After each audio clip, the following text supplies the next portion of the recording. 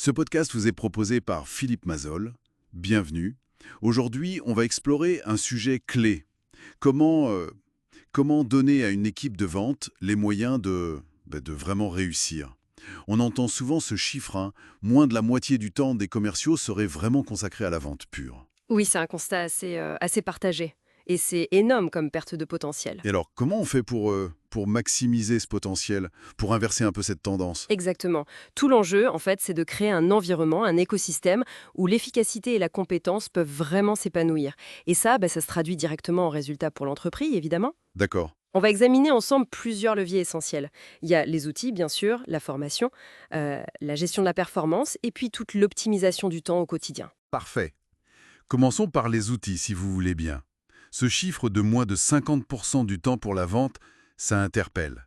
Où va tout ce temps? J'imagine beaucoup d'administratifs, des réunions, chercher des informations. C'est tout à fait ça. L'administratif pèse lourd.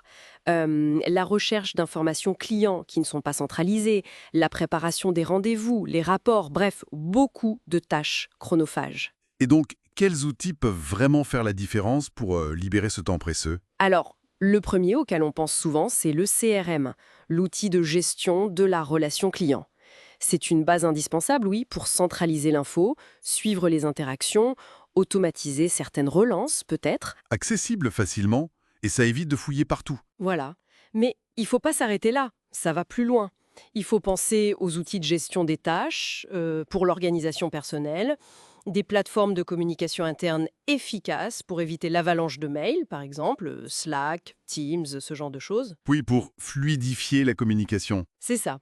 Et puis, ne pas oublier les outils qui facilitent la prise de rendez-vous. Des agendas en ligne, type Calendly, ça peut faire gagner un temps fou et éviter les allers-retours d'emails juste pour trouver un créneau. Ah oui, ça simplifie énormément. Et même, on peut aller jusqu'à la logistique. Vous donniez un exemple intéressant tout à l'heure. Oui, je pensais aux voitures électriques. C'est moderne, c'est bien pour l'image, mais si le commercial passe 2 heures à chercher une borne et à recharger au milieu de sa journée de prospection, mais le gain écologique se paye en perte de temps commercial, quoi. Exactement. Le maître mot, c'est le bon sens. Et surtout, discuter avec l'équipe. C'est eux qui savent où sont les vrais irritants, les pertes de temps cachées. Faut les écouter pour identifier les bons outils, ceux qui vont vraiment les aider. D'accord. Donc les outils, c'est une première brique importante. Mais j'imagine que ça ne fait pas tout. Vous parliez de formation. Absolument. Les outils, c'est bien, mais s'ils sont mal utilisés ou si les compétences fondamentales ne sont pas là, ça sert pas à grand-chose. Et là, on touche à la formation. On pourrait penser que des commerciaux expérimentés, qui ont de la bouteille, n'ont plus vraiment besoin de se former. C'est une erreur très courante.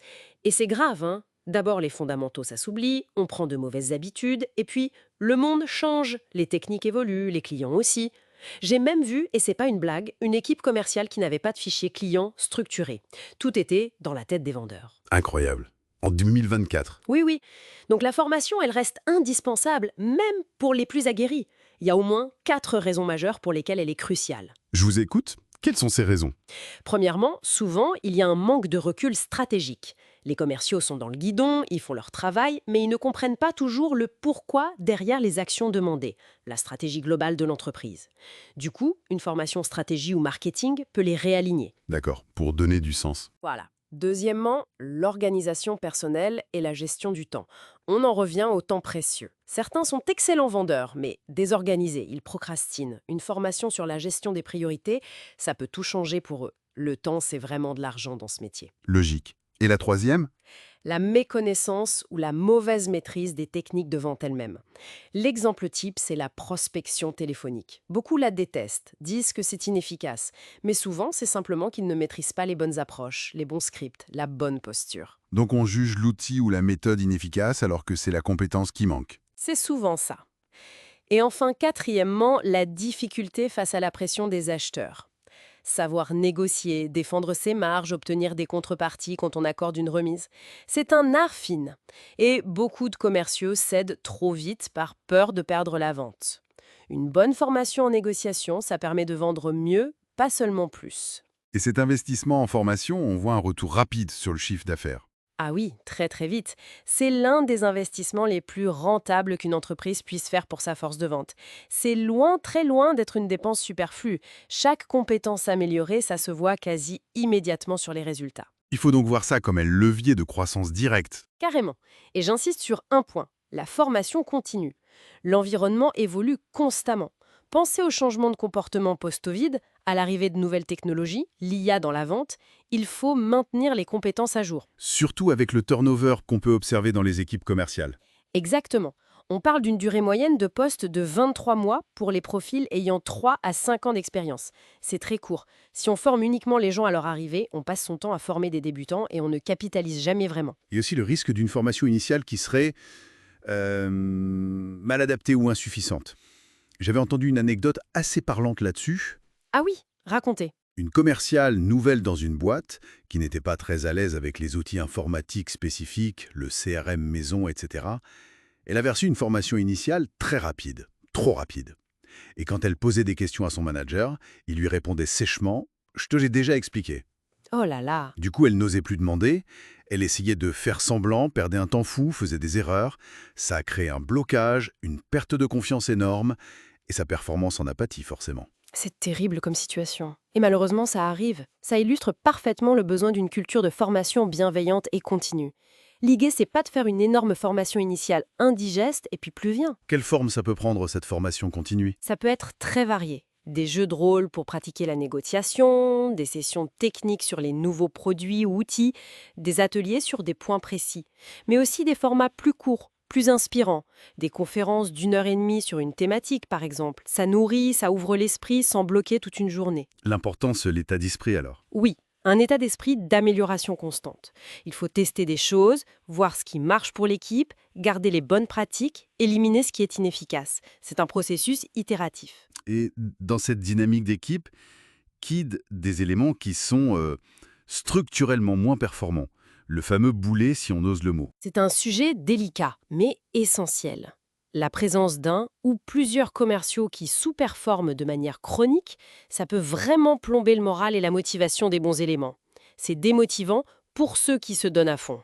Et parfois, ils ne s'en rendent même pas compte. Parfois, oui. On observe l'effet Dunning-Kruger.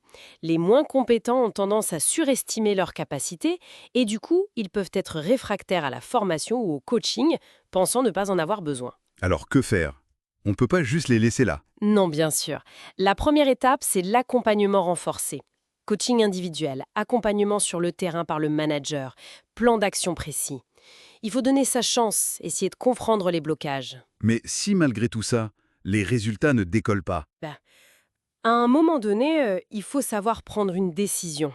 Si après un accompagnement sérieux, les performances restent durablement insuffisantes et qu'il n'y a pas de volonté de progrès visible, il faut envisager une séparation. Parfois même avant la fin de la période d'essai, si le décalage est flagrant dès le début. C'est dur, mais c'est nécessaire pour protéger la performance globale et éviter que la médiocrité ne devienne la norme acceptée. d'accord, c'est une question de maintien des standards pour toute l'équipe. Exactement. Passons maintenant à un autre levier majeur, l'optimisation du temps. On en a déjà un peu parlé avec les outils, mais allons plus loin. Une étude assez connue de Proudfood Consulting avait montré quelque chose de frappant. Ah oui, Seulement 38% du temps des commerciaux serait réellement utile pour générer du chiffre d'affaires. 11% en vente active pure, 9% en prospection et 18% à résoudre des problèmes clients ou à faire du suivi post-vente. et les 62% restants? Ça fait beaucoup. Énormément. 31% en tâches administratives diverses, 15% en déplacement et 16% qualifiés de temps improductif. Pauses excessives, discussions non professionnelles, etc. L'enjeu est donc de gratter sur ces 62% pour réallouer du temps aux 38% qui comptent vraiment. Comment on s'y prend concrètement? On pense souvent aux réunions, non? La fameuse réunionnite. Oui, les réunions sont une cible évidente. La première règle, ne faire une réunion que si un véritable échange, une réflexion collective ou une prise de décision sont nécessaires.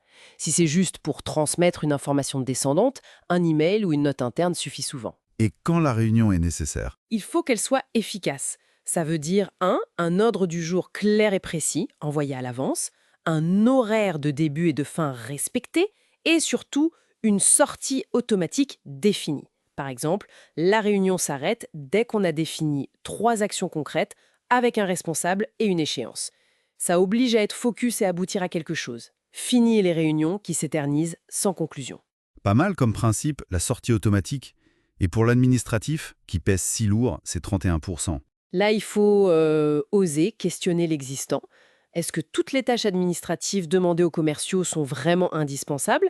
Est-ce qu'elles ne pourraient pas être prises en charge par d'autres services? Le service juridique pour finaliser les contrats, la compta pour vérifier les marges avant validation d'une offre, peut-être même la R&D pour des questions techniques pointues sur les produits. Faut décloisonner un peu. Voilà. Impliquer d'autres services pour que le commercial se concentre sur la vente. Il faut aussi automatiser au maximum.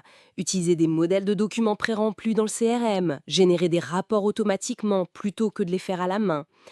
Et surtout, éliminer les rapports qui ne sont lus par personne ou qui n'apportent pas de vraie valeur ajoutée. Faire le tri, en somme. Faire le tri et simplifier.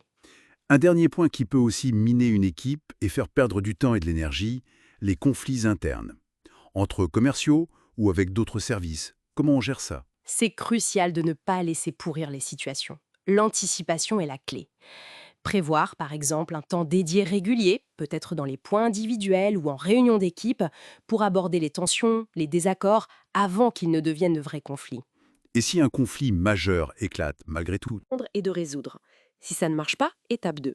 Une réunion avec un médiateur, typiquement le manager direct.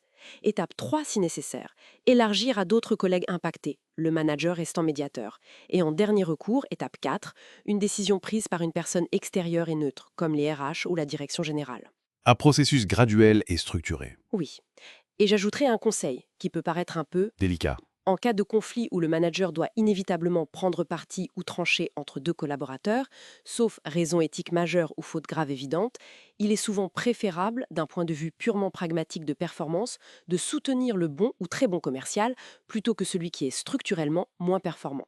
Ah oui, pourquoi? Parce que démotiver un excellent commercial qui tire l'équipe vers le haut coûte beaucoup plus cher à l'entreprise à long terme que de démotiver un commercial moyen ou faible qui, de toute façon, a déjà un impact limité sur les résultats. C'est un calcul froid, mais parfois nécessaire pour préserver la dynamique globale. C'est une perspective très orientée résultat, effectivement. Ça demande du courage managérial. Tout à fait. Voilà, on a balayé pas mal de leviers concrets, outils, formation, gestion du temps, gestion des conflits. Mais pour conclure, je voudrais laisser une question en suspens. Allez-y. Au-delà de tous ces éléments tangibles, de tous ces processus qu'on peut mettre en place, quelle est la part de l'impalpable? Quel est cet ingrédient culturel, cette alchimie presque invisible au sein d'une équipe qui permet vraiment de libérer tout son potentiel de vente? Qu'est-ce qui fait qu'une équipe se surpasse vraiment? C'est une excellente question, pour terminer, qui ouvre la réflexion. Effectivement, il y a sans doute une dimension qui dépasse les outils et les méthodes. Voilà qui donne matière à réfléchir. Notre exploration des moyens de renforcer une équipe de vente touche à sa fin pour aujourd'hui. Si ces pistes vous ont intéressé, si vous souhaitez approfondir ces sujets et discuter de la manière d'améliorer concrètement les compétences et la performance au sein de votre propre équipe, n'hésitez pas à contacter Philippe Massol. Il est très présent sur LinkedIn et peut tout à fait vous accompagner dans cette démarche. Merci beaucoup de nous avoir écoutés.